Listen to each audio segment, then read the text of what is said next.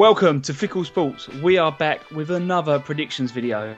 This time we're going into Game Week 2 where we go in and predict every single Premier League game that is played. Yes, and remember, Alex and I are going head-to-head in score predictions, and at the end of every month there is a payoff that we have to do for being rubbish at predicting scores. Yes, and if you guys have any suggestions for what that may be, we are open to suggestions, not all of them.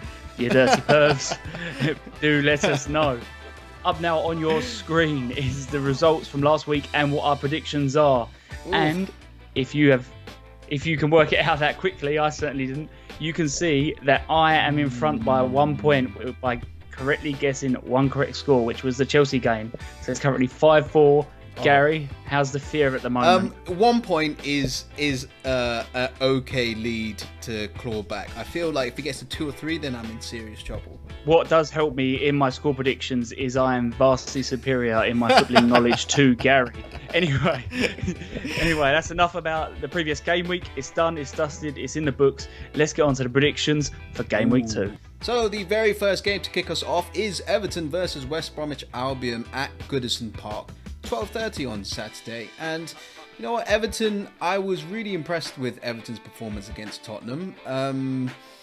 James Rodriguez, Doucouré, Alan, 3 new players in midfield, and they look like they've been playing together for at least a season, it seemed. Yeah, I agree with everything you said there. They played really well against Tottenham. I think it was quite incredible that all 3 signings literally just slid in there as if they had been there for a few years. But they thoroughly deserved their win. West Brom, on the other hand, they didn't play particularly well against Leicester City. Now, I know they're newly promoted, so they're not expected to do brilliantly every game. But I certainly think the Baggies fans will be hoping that there's an improvement in the performance that they played against Leicester City. They only ended up having 1 shot on target. Yeah, I know. For newly promoted side, I'd say getting an early good start to picking up points can be super valuable for a team in relegation. They didn't defend well on crosses. They let in some really silly goals, and if it's going to be like that, then it's going to be a long season. But what do you think the score is? What is your score? I have a sneaky suspicion it's gone a bit hard here. Well, I've tried to base as much as I can for all my predictions, not just this one, on the first game. And based on that, I've gone 3-0 Everton. I don't know why I knew it, but okay, I'm going for 2-1 Everton. I think West Brom will sort of come back with a response because they played quite poorly last time, but I think Everton have the quality over them. Speaking of the newly promoted sides, next up is Leeds versus Everton, and it is the glorious, although unfortunate, return to Elland Road for the Premier League. It's a shame that Leeds fans aren't allowed in, but obviously it is a time we live in. Now, Leeds' first game was against Liverpool and it finished 4-3. What a performance. I have to say, I think they actually played really, really well. And if you take into consideration how dominant Liverpool were last season, I would almost say, and this sounds a bit weird, but 4-3 is almost a respectable result, especially when you consider their newly promoted side. Yeah, and the Leeds players, they made Liverpool defenders look quite average for certain parts of the game, and it's super rare that you get a team to beat Liverpool in terms of possession stats. Away at Anfield, so I was super impressed with that. I feel really bad for the striker who gave away that penalty right at the end. It felt like a lot of Premier League inexperience right at the end. They got too scared. So yeah, it was really unfortunate. Fulham, yeah, I think Arsenal were just on form and on song because they had a lot of confidence, and I think Fulham were a bit too aggressive in doing the high press, and they just got picked off by Arsenal. I think they would have been better off just sitting back, which is unfortunate. Yeah, you don't really want to criticise a team for trying to play attractive football, which Fulham did, but you can see the pitfalls in that. Arsenal did pick them apart. Big Sam will be fuming at Fulham trying to play this attacking pretty football. And why does Scott Parker look like he's like a Ken doll? What's going on? Because he's much more handsome than you. But anyway. I don't deny that. Last season, when Leeds and Fulham, in the 2 games Leeds and Fulham played, they scored 6 goals between each other. So, whatever the result, we do think it's going to be an entertaining game. With that being said, Gary, I'm sure your prediction is going to be a 0-0. Yeah, Yeah, I just want them to foul each other out basically and get red cards. No, I think it's going to be a lot of goals in here. I think it's going to be. I'm going 3-1 Leeds. Okay, I'm not going as aggressive as that, but it's quite similar. I'm going 2-0 Leeds United. Next up is Man United versus Crystal Palace, Saturday, 5:30 at Old Trafford. Now, Man United, they haven't played a game because they had their first game postponed because of Europa League efforts. So it's hard to tell where exactly they are, but I feel like they're quite a confident bunch from the ending to last season, and they'll go in quite confident of beating Crystal Palace. Well, they're actually on a 14-match unbeaten streak, so they'll be really hoping to stick to that. That's in the Premier League, that is. Should always specify that. Someone will point out, oh, they lost against someone. Sevilla. Yeah. We'll move on from that, though. Let's talk about Crystal Palace. I think Crystal Palace will be really happy with themselves after that start. Not necessarily. I was going to say it wasn't necessarily the performance that Hodgson would have loved, but I think it's so important just to pick up points when you don't play well, and I think that's what they did. I think they let Southampton dominate possession, and when they had their few chances, they were going to take them, and I think essentially their game plan played out perfectly. Yeah, they capitalised on a mistake by pressing early on. They had 30% possession at home, which is wild to think. But Southampton are a good team that like to keep the ball. And you know what? It's very good practice for Man United at Old Trafford because they're probably not going to see the ball a lot, and they're going to rely on Jordan Ayew and Zaha to spring attacks along with Andrew Townsend. So score predictions. You know what? This is tough. I'm gonna go. Is it a bit ridiculous? It might be a bit ridiculous. I'm gonna go 2-2 Man United and Crystal Palace. I don't know why, but I feel like Crystal Palace are well prepared for what Man United are gonna bring. Well, obviously you never know how a team's going to start, so I'm not going to call it ridiculous, but we will keep an eye on it. I'm going for a 1-0. I think Palace are going to hold out for as long as they can, but I think eventually United will break through, maybe in the later stages of the game. Ooh, okay. Next up is a London derby, but I'm sorry to say it's not one with that much spite. It's Arsenal versus West Ham. It's happening on Saturday at 8 o'clock. There isn't that much spite between you two, right? What's that? Do you have a common enemy? Of course we've got a common enemy. We've got Tottenham and Chelsea to hate for very good reason. You got two. Okay, I won't take that personally. Arsenal played really well against Fulham. Yeah, they look very tasty. Very tasty.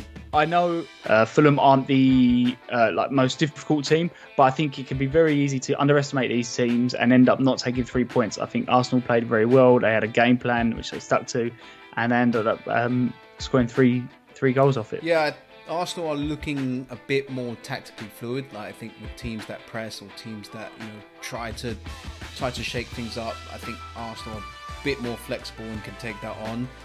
I still don't know if Arsenal can properly beat down a low block because they classically play that U-shaped football around the defense. So maybe if West Ham kind of defend deep, they might have chance in this game. Yeah, well, I think you'll be hoping that Willian can add to the 3 assists he's already picked up so far this season.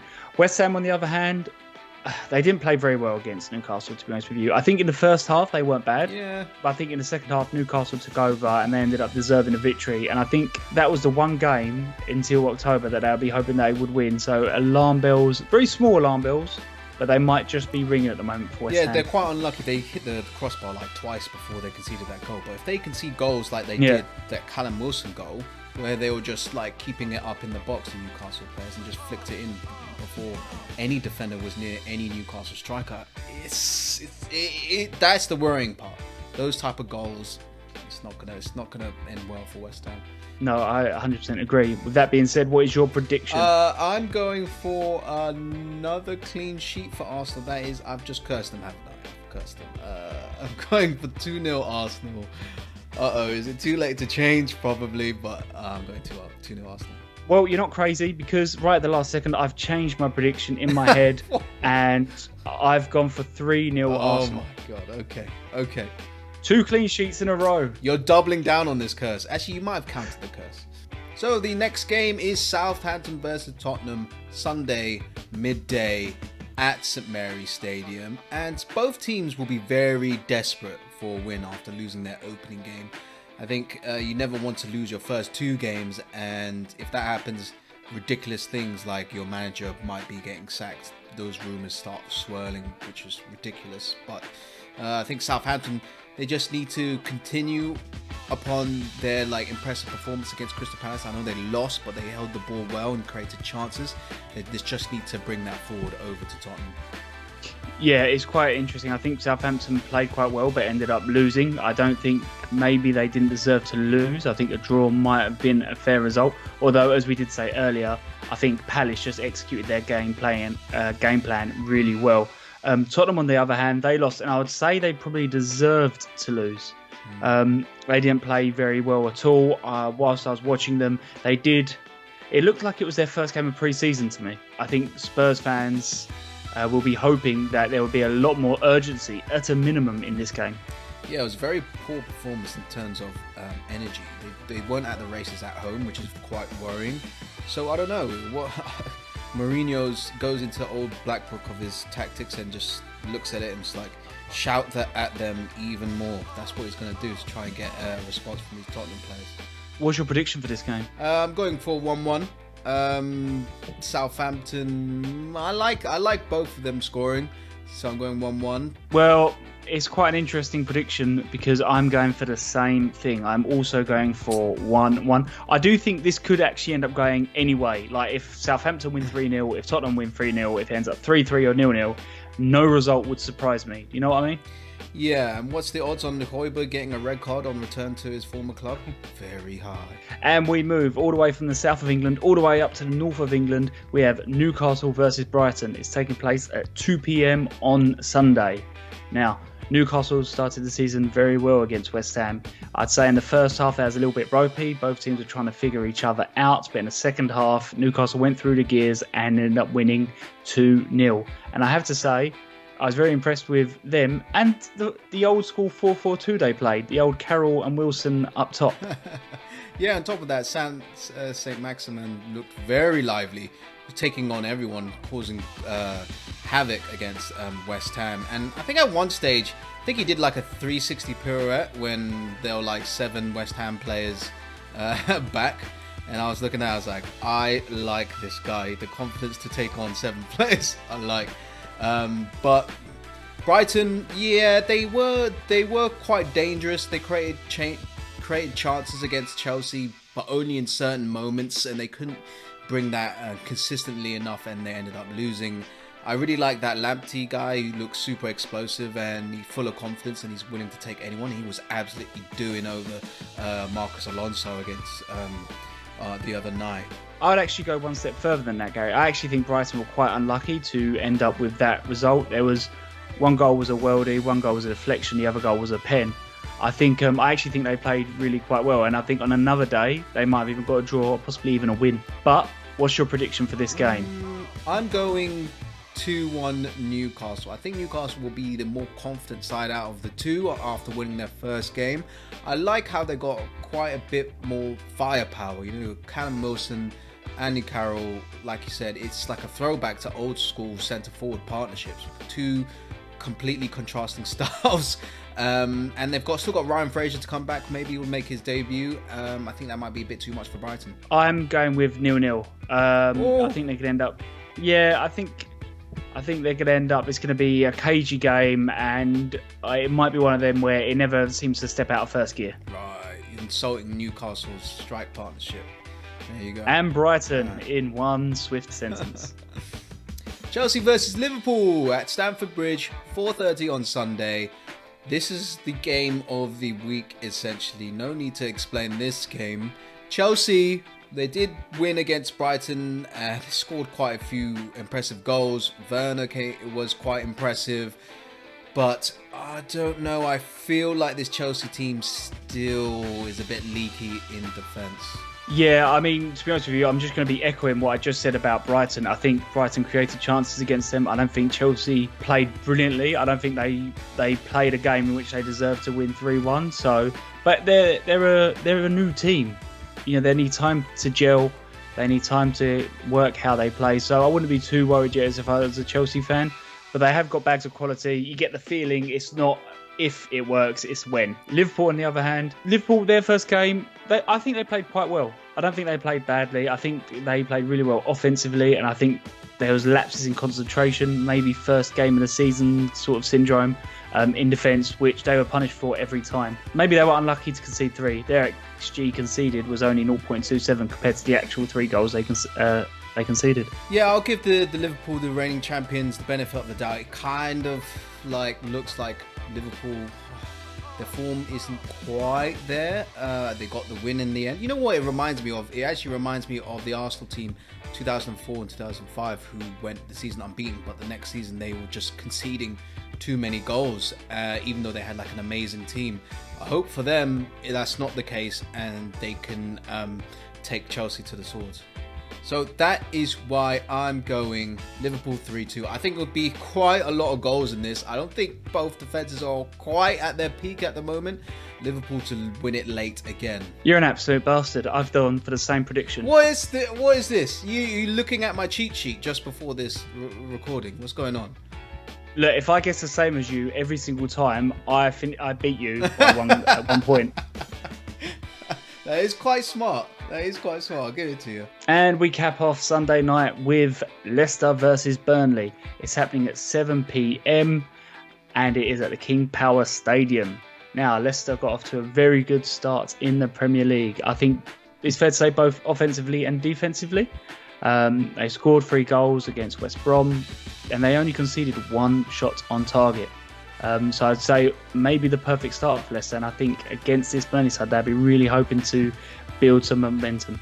Yeah, Leicester were very good. They were very clinical against West Brom, although West Brom, their defence was a bit suspect. I feel like they're going to come up against sterner test in Burnley, who are much better defensively, and Leicester they were underpowered. They didn't have Maddison, they didn't have Pereira, although Castagno had like a great game too. Maddison did come on, to be fair, which would be nice to see him back. Yeah, exactly. After his hip injury. Yeah, he did come on in the end. So if they start, I feel like Leicester's got the firepower to do it. Burnley, I feel like they have the potential to grind one out against Leicester though. Yeah, it's a tough old game for both teams, to be fair. Burnley, there's not much to say about Burnley. They haven't played so far this season. Their first game was delayed because of Manchester United's first game being delayed due to their extended run in the Europa League. So we move straight on to the predictions. I've gone with a very entertaining 1-1. 1-1. Okay, I think Burnley are going to do their best to shut up short, but I think Leicester will have that little bit of extra quality and win 1-0. Aston Villa, Sheffield United, Monday at 6 p.m. I think with Aston Villa, they'll be buoyed by the fact that Jack Grealish just signed that new deal. They haven't got much to go off because they haven't played a game, but they beat Man United in a friendly over the weekend 1-0. So they'll be buoyed by that performance. But I feel like Sheffield United will come back strong after essentially playing a bit of a stinker against Wolves. Yeah, I think Aston Villa will not only be buoyed by the Manchester United game, but also by the Sheffield United game. They suffered from Wolves' lightning start quick. They were 2-0 down very quickly, and they never seemed to recover. So Aston Villa might be looking at that and hoping that they might be able to do something similar. Now, what about score predictions? Where are you going with this? I feel like it's got 0-0 written all over it. So I've gone with a 0-0. Okay. Sort of like the restart to the Premier League. A little bit. I'm going for Sheffield United 2-0. I think Sheffield United are going to regroup, get the defence back in order, get their house in order, and take this to Aston Villa, who I think they'll be more prepared for. And that takes us to the final game of Game Week 2. It's Wolves versus Manchester City, which, if judging by last season's games, could be very, very entertaining. It's happening on Monday, as I just said, and it kicks off at 8:15. Now, Wolves, as we just spoke about there, they played very well against Sheffield United. They got that lightning quick start, and I think it's really important for them to get that start after the disappointment of the Europa League. And that result against Sheffield United would have given them a lot of confidence. And that's for two reasons. One, the fact they went in and scored goals so quickly, which is one part of it. But I think the fact they was then able to shut up shop and not concede, I think that is very important, because it says to them they can actually do that. They can score one goal and they can start scraping these victories, which, if you do want to finish higher up the table, you do need to do that. Yeah, some excellent finishing by Jimenez and a great header by Saiz. So definitely Man City have their work cut out. They're not very good at corners because they're quite a small team. Nathan Ake doesn't really solve that problem. But I think Man City, I know Wolves got the better of them last season. Twice. Yeah, twice. They did double. But I feel like Man City are back to the Premier League hungrier, and I think they'll control the ball for long periods against Wolves, but more purposeful. And I think my score prediction is going to be 3-0 Man City. Ooh, I think that's a bit harsh to Wolves. They don't deserve your hate for whatever reason you're throwing. I don't hate them. I don't know. I just think Man City are back with a vengeance this season. I'm going for 2-1 City, so I'd say Man City are back, maybe without the vengeance. That's basically the same thing.